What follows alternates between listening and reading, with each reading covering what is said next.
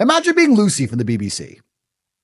The story of Lucy is as follows. When I first went to jail, on my jail phone, I ended up speaking to my PR team, and they said, this girl, Lucy, wants to come give you an interview, and she wants to tell the truth about your case. She doesn't want to matrix attack you. I said, that's a lie. Yes, she does. And she goes, no, she wants to ask about why you're in jail without charge, how men shouldn't go to jail without trial, how this is a violation of your human rights.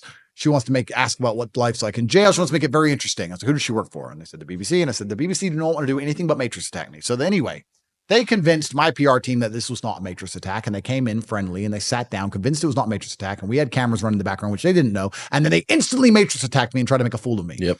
Lucy even admitted on BBC Radio 4 at a later date that she had been rehearsing for 2 months for that interview. Really? Yeah. Bloody hell. Imagine rehearsing for 2 months, setting a man up, lying, pretending it's going to be a softball interview or an interesting interview. It's not even softball. It'd be interesting to ask actually pertinent questions, and instead matrix attacking him. And off the top of his head, when he just came out of a jail cell for 93 days of solitary confinement, getting destroyed.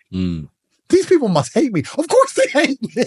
It's interesting. I just sit there and make a fool of them. They even took down the interview after as well. Of course, the second you released your one, because they released like a 15-minute version of it, and obviously your one was like an hour and a half or whatever it was. It's like SEAL Team 6 breaking into a man's house and them all getting beat up with a spoon. Yeah. Like, there's no way that I should have won that fight. There's no way I should have won. They're the BBC. They had prepared. They'd set it up. She had rehearsed. They lied, saying it was going to be completely different questions. I just got out of jail. I had mental health problems. I couldn't sleep. I had bad nightmares. I've been in solitary confinement. All this. And I come out, I win. Of course they hate me. I'd hate me. Of course, all they're going to do is print garbage about me forever. So why did I even do it? I guess the reason I did it is because I always have a parachute. I always have a bungee cord of brutal competence. And that competence has come from conflict, and I'm very well versed. I can argue any point. I can argue when I know I'm wrong. I can argue the sky is green. I can argue anything. There's no point I can't argue. And I have that backup. And I guess I've said this before. I think it's probably the least discussed superpower on earth is being able to speak well. Yeah. Nobody talks about it. People talk about being strong. Great. People talk about being rich. Okay, fantastic. But being able to speak correctly and properly and very well is a completely under-discussed superpower. It's the reason I refuse to learn another language. I've lived in Romania for 7 years. I know 3 words. And people say, why don't you learn Romanian? I say, because I don't know English yet. When I know every single word in English, I'll learn Romanian because English makes me money. I don't need to learn Romanian. It doesn't make me any money. Genuine question. Have you ever been media trained? Never. Never. So the way you speak, the way you articulate yourself is just literally practice. Like that. But it's not, in fact, correction. It's not practice. It's feedback. A lot of people practice things all the time and stay terrible. I had a guy say to me, in the war room, we actually do this training. I train the guys in the war room how to speak better. And that's one of the best things you can learn in life. And that's one of the reasons the war room is so valuable, because at the war room events, we do specific training for this particular task. And the guy was saying about how his business has improved, how much more money he makes, and how much better he is with girls, and et cetera, et cetera. And I was saying, yeah, okay, fine. But the reason I speak so well is not because I'm practiced, because this man was older than me. It's like, you've been speaking longer than I have. Yeah. It's not practice, it's feedback. If you don't analyze what you've done, then you're not going to identify your mistakes and where you can improve. I will watch this podcast back 10 times and I will realize all the times I stuttered, or all the times I had to repeat myself, or all the times I didn't use a word I was supposed to use. And that's why next time I do a podcast, it'll be better than even before. And that's also a lesson you can take and apply towards life. You can apply the feedback aspect towards life. Practice alone will not improve you. Practice is going to build habits. In fact, from fighting, I know this very well. If you allow a student to come and learn bad habits at the beginning, it's very hard to get out of them. This is why most people, when they talk on podcasts, are saying, I can't even listen to that shit. I'm like, you don't even speak English? Why are you sitting down? You don't speak English? Why it's so hard to get your point across? Well, if you can't get your point across compendiously and you can't articulate yourself in a concise manner, how do you expect other people to affiliate with your worldview? Or one of the superpowers of life is thinking something and making somebody else think the same. Making someone else believe you. Oh, sorry, police, lover boy. But sitting there and making somebody agree with you, or at least making them understand why you think how you think, is a superpower, surely. Yeah. And it's massively misunderstood and underrepresented and not used, and it's not practiced and it's not versed. And I think also, I'm actually kind of curious. I've thought about this myself, how useful it will be into the future when the AI comes along and controls us all. You know what my biggest fear of the machine minds are? Go on. My biggest fear is that people will be as smart as me. That would piss me off. I like being smarter than everyone. I don't want a bunch of people to have Google brains that are smarter than mine. I'm supposed to be the smartest guy in the room. That's going to annoy me. I don't think that'll be the case. I'll tell you why. Because the way I see it is going down the conspiracy hole, yeah? It's like everyone will be trapped and they'll be fed the information that the Matrix want them to have. I know, but what if they like can get words from the dictionary as quick as I can? Like I had to work hard for that. Now they're just going to get a microchip. That's a cheat. It's going to piss me off. I don't want that to happen. Hopefully it happens when I'm already gone. But yeah, being able to speak is a massively misunderstood superpower that a lot of people need to understand that can drastically change their life. But you're only going to be able to do it if you apply feedback to it. And the same is with absolutely everything in your life. Not enough people look back on what they did and identify where they made a mistake. And some people will do it when they lose, but the true professionals do it when they win. When my dad was playing a chess game, if he won the game, he would still analyze the game and see if he could have lost, where it could have gone wrong, how he could have won faster, what mistakes he did make, what he did well, what he did wrong, win or lose. So many people will sit in a scenario where everything went wrong and go, in fact, correction, not so many people. I would say 75% of people will not ever self-analyze the situation they're in. They'll blame everyone else. If they went to jail like I did, they'd say, they put me in jail because they're liars and the Matrix did it. Fine. True. But when I was in jail, I was like, how did I get here? What did I do? What did I say?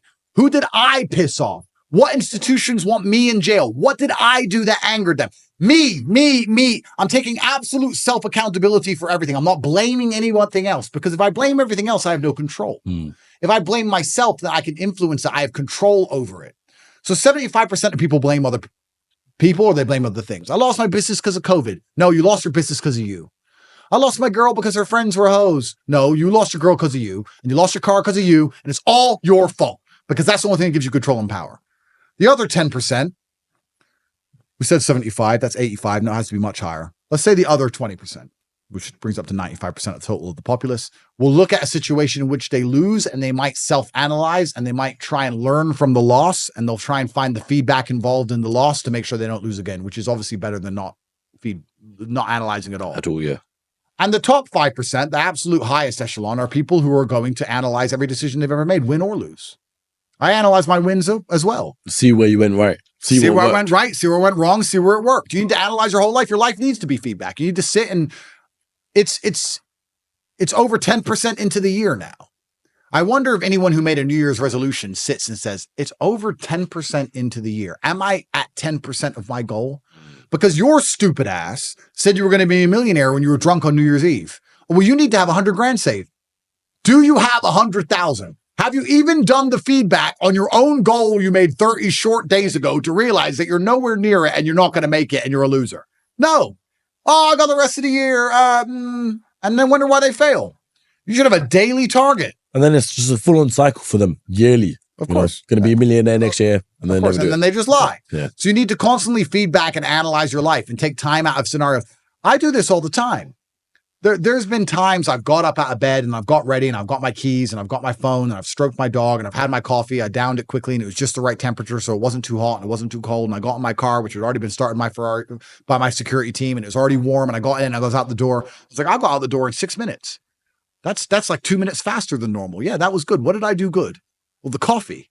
The coffee wasn't too hot, wasn't too cold. Usually it's too hot and I have to wait. Or it's too cold and I want another one. The coffee was just the right temperature. When was it made? And I'll check the message where I sent them to make me a coffee. And it sounds crazy, but I'll analyze how I left the fucking house while I'm driving. I'll be like, that was fast. That was good. How can we do that again? Yeah. I want to do that next time. People don't feedback ever. And they don't analyze the way they speak. If you're the kind of person who can't speak properly, you're the kind of person who doesn't analyze their own behaviors in life. That's what I would say. If I see somebody who can't make me understand why they think what they think, I'm going to sit and say, okay, well, you're not the kind of person who analyzes their own life. Now, do I trust you? Because let's say we start a business together and it all goes wrong. Or you're going to come to me and say, I made a mistake. I can do better. This is the mistake I made. Or you're going to sit and say, well, the environment was hard. It was a hard business environment. Wasn't in my control. Yeah, some garbage and just cope. You know who the worst for this? Oh, I'm going to jail. Here we go. Going to jail. Women.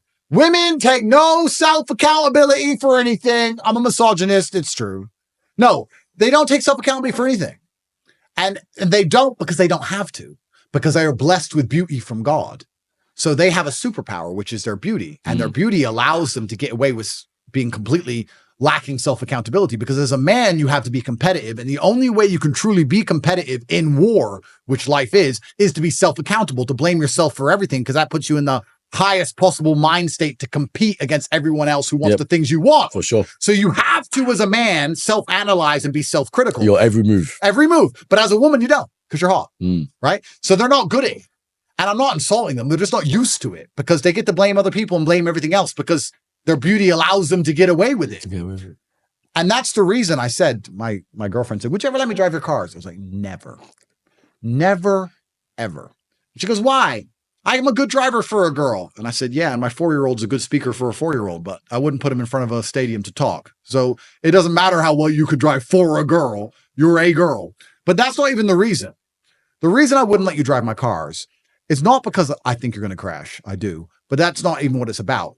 If I lent my boy a car, if I lent a man a car and he crashed it, he would take accountability for it. He'd take accountability for it. He would come to me and say, there was a crash.